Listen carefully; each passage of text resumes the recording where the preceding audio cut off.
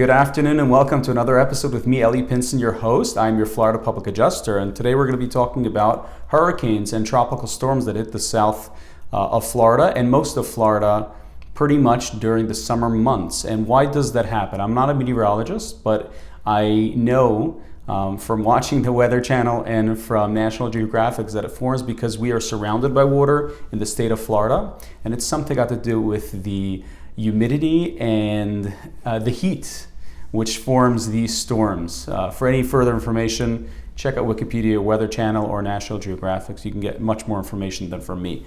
But today, for me, I'm going to be talking about storm-related damages, and unfortunately, I'm very familiar with it. I've dealt with many different storms, tropical storms, hurricanes, flooding, which unfortunately hit Florida because we are in such a warm and watery climate. There's a few things that I would like to discuss today, and of course safety. So before hurricane season starts, which typically is from June to December, well, the end of May to the beginning of December, and in the beginning of the summer, usually there isn't that many storms that form. Typically during, I would say, September time is when the storms get much more severe. But again, for more information, check it out on the Weather Channel or National Geographic's. You can check out NOAA as well. They have a website, very detailed website, which tracks storms.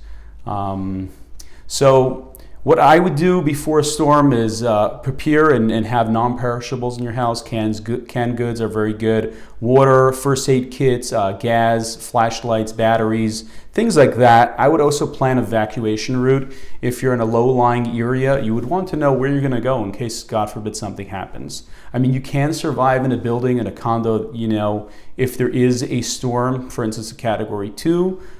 These buildings are meant to withstand, but I wouldn't recommend it if you're in Miami Beach, for instance, close to the water, only because if, God forbid, something does happen, or the area gets flooded, or the streets get blocked and you can't get out for a week or so, or if you have a medical emergency and you need to get out to get to an emergency room or something like that, you won't be able to leave. So if needed, you should plan it out ahead. You should definitely have an evacuation route if you have someone that you can stay at more inland or get in a hotel just until the storm passes. I would take inventory of your personal items in your property. What I personally like to do is take a video. I try to take a video around the exterior of my home. Most people wouldn't get on the roof. I do, but if you can't get on your roof, if you have a drone, you can fly a drone. If not, just try to document it as best as possible. The exterior of your home, the interior, any personal property. Try to protect items from low-lying areas in case there is flooding. But in general, I would just take a great video. Don't be stingy on the time. We have a lot of data and a lot of memory on our phones. Just take a video, upload it to the cloud, and have it just in case something does happen. And after the storm, take a video as well in case you do decide to file a claim with your insurance company, but hopefully nothing does happen. Also, the exterior of your home, if you have any items such as umbrellas, chairs, anything of the sort that can lift up and potentially cause damage to your property or other people's property. And of course, you don't want the item itself to get damaged. So I would protect it, bring it in your home or a shed and protect it as best as possible. Review your insurance policies. You want to make sure that you do have proper coverage. For instance, if you're in a low-lying area, you would want to make sure that you have enough flood insurance in case, God forbid, something happens. Personal property coverage as well as property coverage. So there's two different coverages. Personal property is items that you can, for instance, if you flip your home over, anything that falls out, that's personal property, simple as that. Anything not attached to the property. Coverage A would be property that doesn't flip out. So anything that doesn't fall out, which is part of your property, your home, which is your roof, your windows, your walls, your floors, anything of that sort. Protect your home as best as possible, of course. Lots of homeowners have impact windows, shutters work. I've seen people use plywood as well.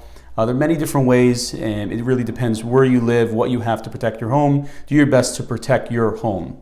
your business as well, if you have a business, boarded up properly, etc. And like I said, take a video. I love taking a video to document anything that happens, just to make sure, in case something does happen, I have it documented. It's dated right before the storm, how the property looked, how my personal property looked, what I had at the property, the condition of everything.